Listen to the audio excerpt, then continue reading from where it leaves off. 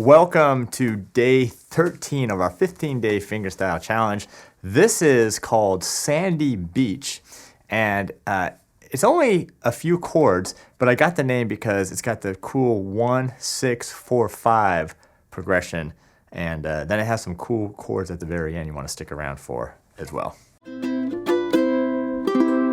Hi, I'm Terry, and welcome to the 15-day fingerstyle challenge. If you haven't done so already, and I hope you have, get the free 15-day fingerstyle challenge course at ukuleletoPros.com. It's all these videos in one place. Makes it easy to find, easy to search. Plus, you get all the backing tracks that we do right here in these videos and the downloadable and printable sheet music and tab.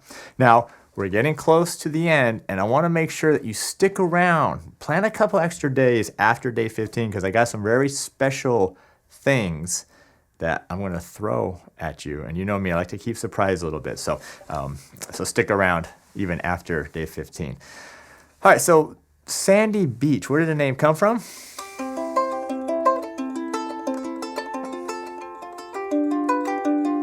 I don't know, the progression, it sounds very Hawaiian to me.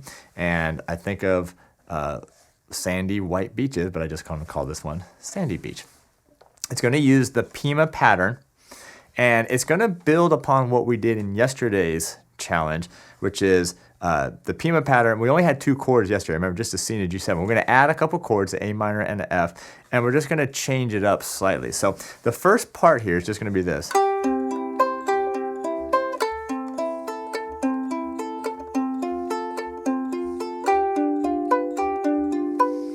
And I am using a high G on this old Gibson ukulele that I got from Ukulele Ray estate. But if you want to use low G, totally fine. So if you notice, we're just doing the C chord. The Pima pattern is going to be thumb, index, middle, and A, Pima. Thumb will be on the 4th string the entire time. First finger will always be on the 3rd.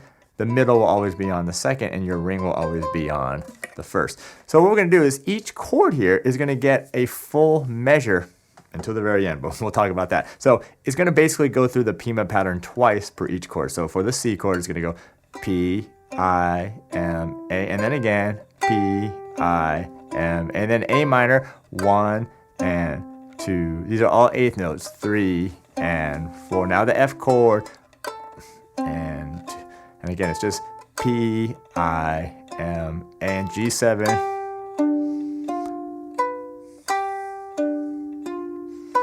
Now that's the very first part. You're actually going to do that twice with the repeat. Okay, so go ahead, let's do it together. 3 and 4 and...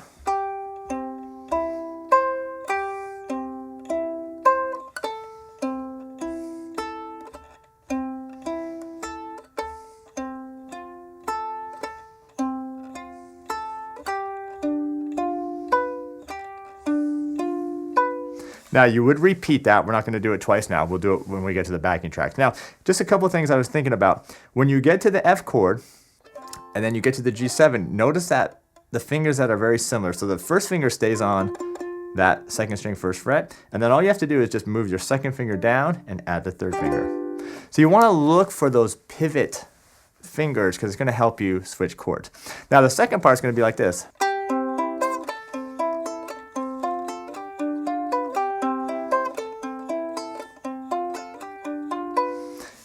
What did you notice? Same thing as what we just played, except now each chord is only going to get that Pima pattern 1.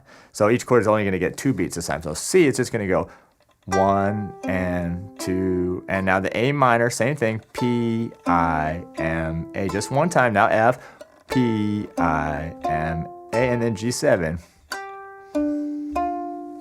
So it's going to push you a little bit because you got to switch chords a little bit quicker than we did for the first part. All right, let's try it. 3, 4, and...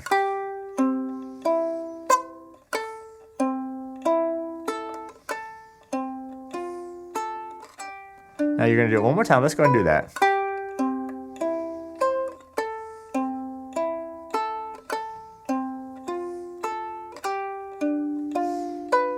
All right, now we're ready for the very last 2 bars. My favorite part of the whole song. Check this out. So all it's going to do here is go to the C chord one time, with a Pima pattern, G7 one time.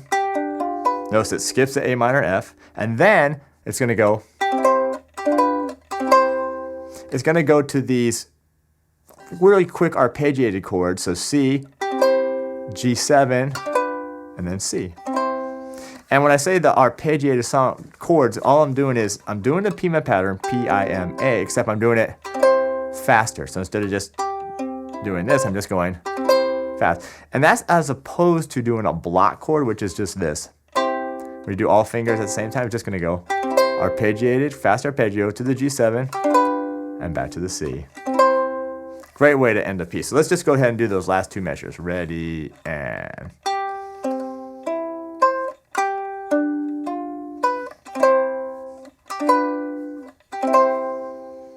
All right, so we're going to bump up the tempo a little bit. Still going to be the slow backing track, just going to be a little bit faster than we just played just now. 1, 2, 3, and...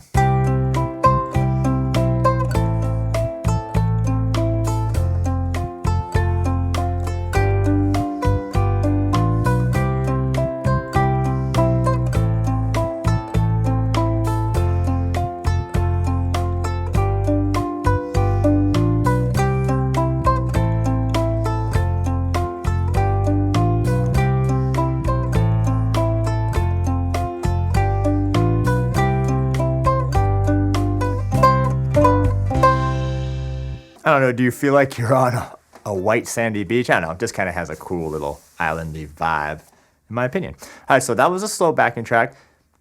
You know what we're gonna do now. Do the same thing, bump it up a little bit. Let's do it with the fast backing track. 1, 2, 3, 4.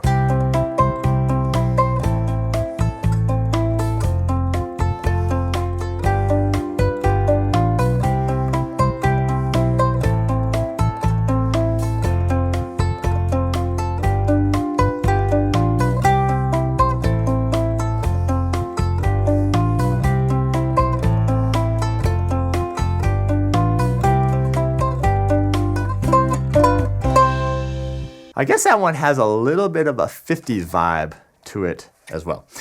But either way, that's going to wrap up our day 13 challenge of the 15-day fingerstyle challenge. And don't forget, there's a couple extra bonus days coming up. So you want to stick around for those. Trust me, it'll be worth your time. And also, don't forget, leave some comments below. Let me know how you're doing with this challenge.